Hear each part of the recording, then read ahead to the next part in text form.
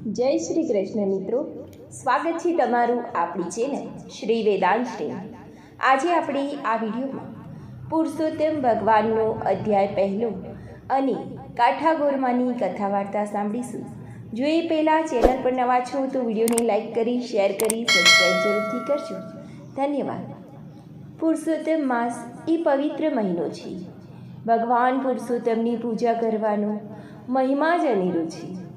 અધિક માસ, જેને પુરુષોત્તમ માસ પણ કહેવાય છે અને તેને મણ માસ પણ કહેવાય છે, આ મહિનામાં ભગવાન પુરુષોત્તમની પૂજા કરવાનો આ ઉત્તમ મહિનો ગણાય છે.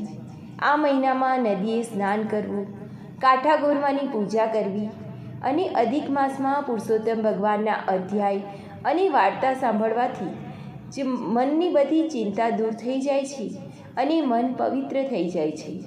પાપનો નાશ થઈ પુણ્યની પ્રાપ્તિ થાય છે. ભગવાન શ્રી હરિ પુરુષોત્તમની કૃપાથી ઘરમાં સુખ, શાંતિ અને સમૃદ્ધિ, સંતતિ, સંપત્તિ પ્રાપ્ત થાય છે. તો ચાલો જાણીએ ભગવાન પુરુષોત્તમનો અધ્યાય પહેલો, નેમિષ્યા રણમાં યજ્ઞ.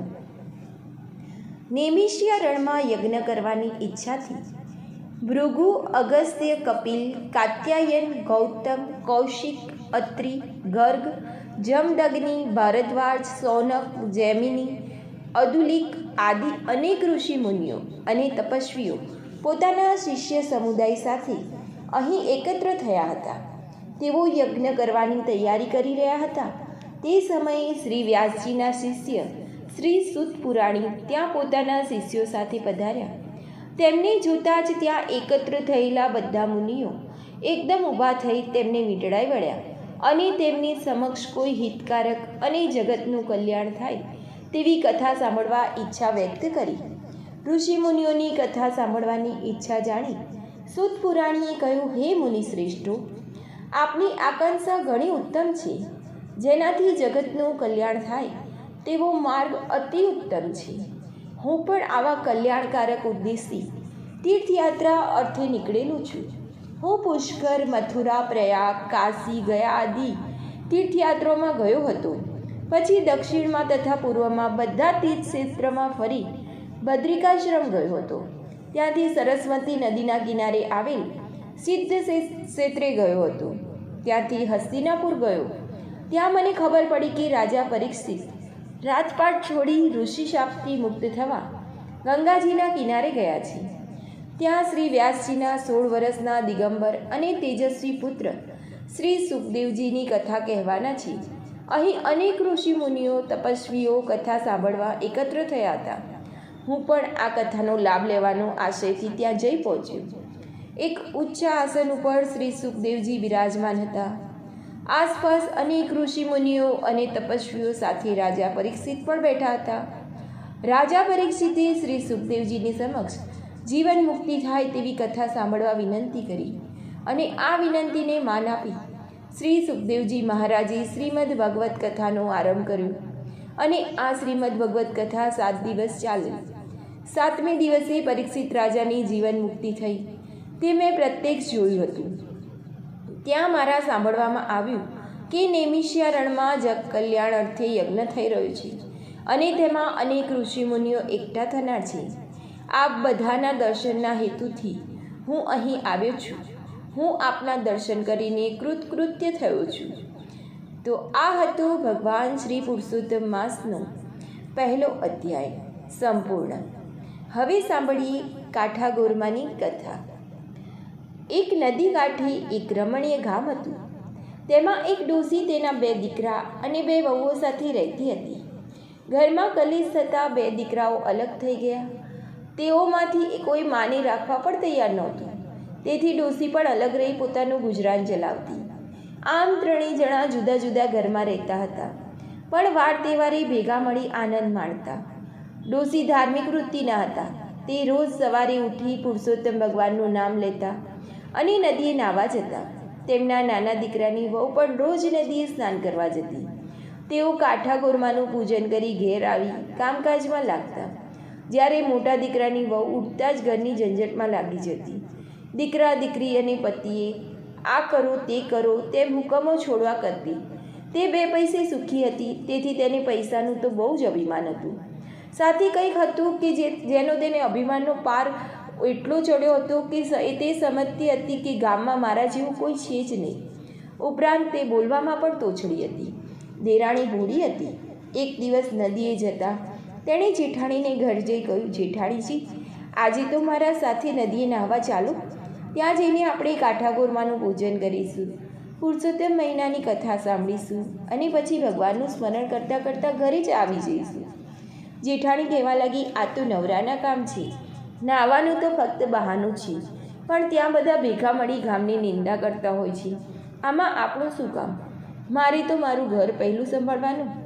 મારે ઘેર આવનાર ઘણા મારા પતિ દુકાનેથી આવે છે, છોકરાઓ નિશાળેથી આવે છે, પિયર ગયેલી વહુ આવે છે, સાસરે ગયેલી દીકરી આવે છે, સગા સંબંધીઓ આવે, સીમમાં ગયેલ ઢોર પણ આવે.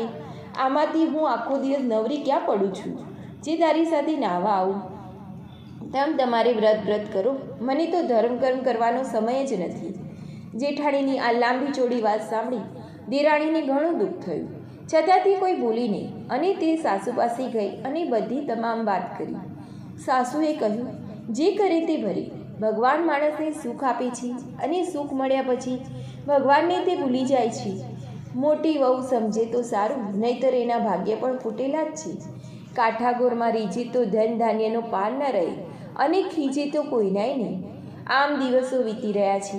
દેરાણીના દિવસો પુરુષોત્તમમાં ભગવાનના ધર્મ ધ્યાનમાં જતા હતા, જ્યારે જેઠાણીના દિવસો સાંસારિક કામકાજમાં અને ઝંઝટમાં વીતતા. તેની પાસે ધર્મ કરવાનો વખત જ નથી.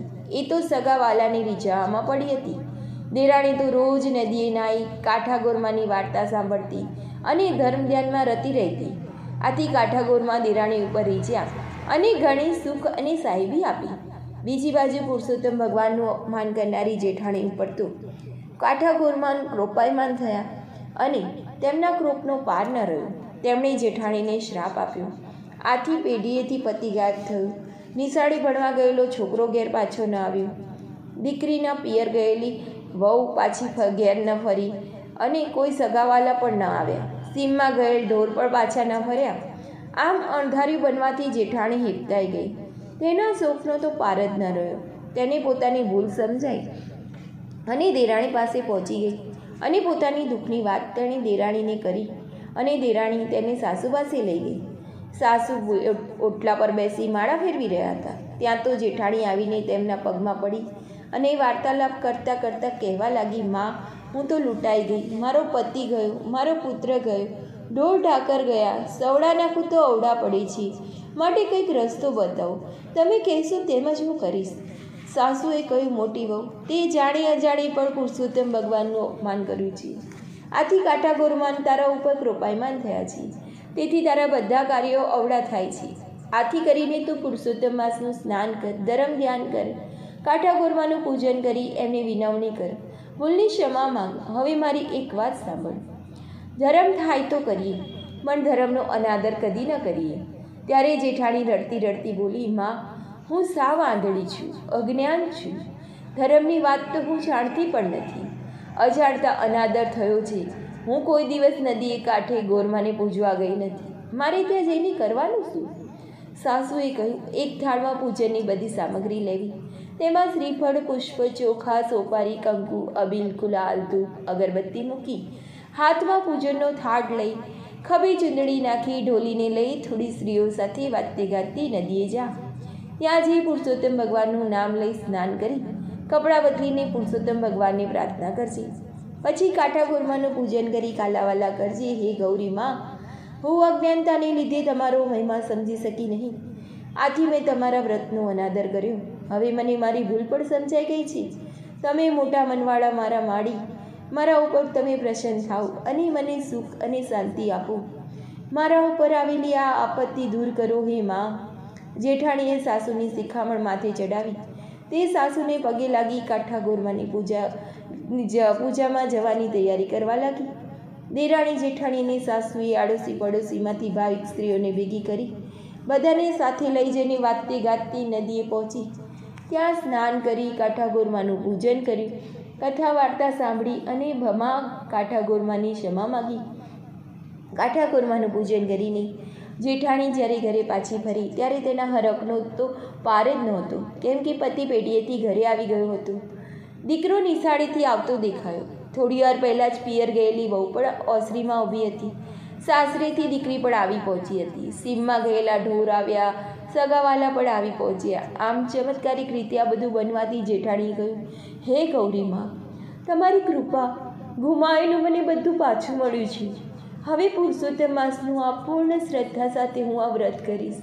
દરરોજ સ્નાન કરવા જઈશ, કાઠાકોરમાને પૂજીશ, વ્રતની પૂર્ણાતિ સમયે બ્રહ્મ ભોજન કરાવીશ, અન્નદાન અને વસ્ત્રદાન આપીશ, નિંદા કદી નહીં કરું, ખરાબ આચરણ નહીં કરું, મારા હું પદનો હું ત્યાગ કરીશ. જેઠાણીએ મનમાં જે સંકલ્પ કરેલો તેણે તે દિવસથી અમલ ચાલુ કરી દીધો.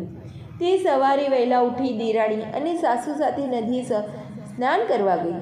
તે કાઠાકોરમાનું પૂજન કરતી, કથા વાર્તા સાંભળતી. કાઠાકોરમાને ત્રણેયને સદબુદ્ધિ આપી અને દેરાણી જેઠાણી પોતાના પતિઓ સાથે ડોશીના અસલ ઘરમાં રહેવા આવી ગયા. ડોશીના બંને દીકરાઓને આથી આનંદ થયો અને બધાના આવવાથી ડોશીનું સૂનું ઘર પણ પાછું આનંદ કિલ્લોલ કરવા લાગ્યું. હે પુરુષોત્તમ ભગવાન, હે કાઠાકોરમાં, તમે જેમ સાસુ જેઠાણી દેરાણીને ફળ્યા, તેમ આ તમારું પૂજન કરનાર, આ વ્રતની કથા સાંભળનાર, સ્નાન કરનાર દરેક ભાવિકોને ફળજો અને તેની દરેક મનોકામના પૂર્ણ કરજો. તેને સુખ શાંતિ આપજો. જય પુરુષોત્તમ ભગવાન. બોલો પુરુષોત્તમ ભગવાનની જય.